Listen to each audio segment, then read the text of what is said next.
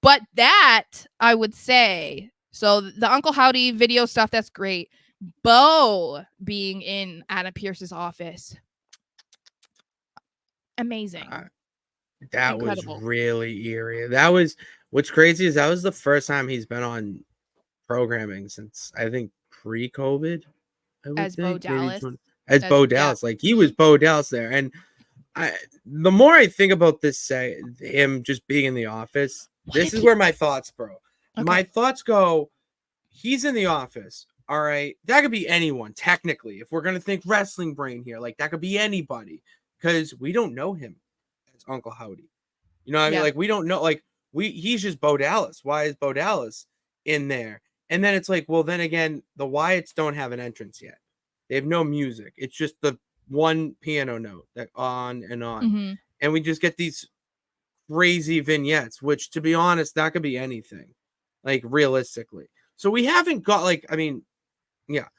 So the fact that he got the applause and pop that he did for just being in the office, that says a lot with the story that, oh, we haven't even unwrapped the gift yet. We're You know, invested already. we're just like, oh, we saw it, we just want it in our hands. I'm Mhm. already there. I don't care how they do it. I told you this off camera, but I just finished watching the Fiend playlist that WWE does on YouTube, and I was in my dark, I call it my dark era, when I wasn't watching wrestling at its, I would say, the past couple years, whatever, that 2020 era, Mhm. right before the pandemic and into it.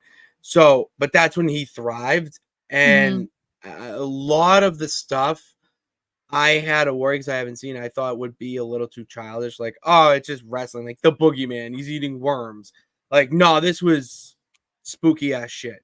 Well, Like, and it's a lot yeah, more psychological. very So, psychological. I feel like that's the, like, modern day approach to doing these types of things, you know? Because I Yes. think that, uh, obviously WWE was known for the superhero stuff, the larger than life, the, like, cartoony stuff, you know what I mean? Like, It doesn't work anymore. for so long, and yeah, and it doesn't, especially because their audience is growing also, like, they're not catering to children as much as they used to, which is a good thing because like kids can still enjoy it, but also you need to make sure that your main demographic, which is 18 to 35, is enjoying it. And you know, like those are your bread and butter, not the 7-year-olds, you know what I mean? Like They're the they're ones that not. have the credit card and they don't need to ask permission to use Yes. it. So Yeah. I think taking the psychological route is the best thing to do, and that's what they're doing, which that's why I said I think is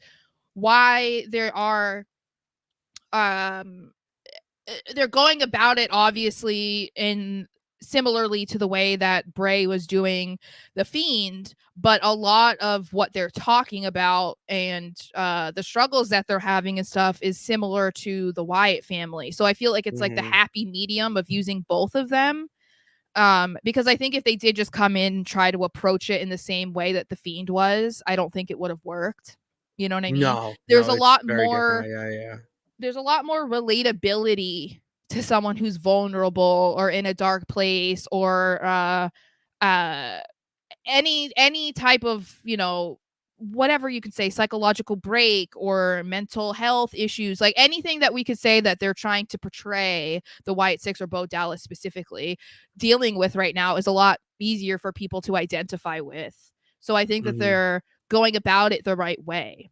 But I do kind of wonder because someone did point this out. Bo Dallas is still technically listed as an It's alumni so fun. It's in so I did see WWE. that. No, but what I'm saying is, what if he has a different name? Oh, what if he's Taylor? Yeah, what if he's Taylor Wyatt or Bo Wyatt, or maybe he does say maybe he will be Taylor Rotunda or something. You know what I mean? Like, I wouldn't be mad about it. Bo Dallas is kind of a corny name.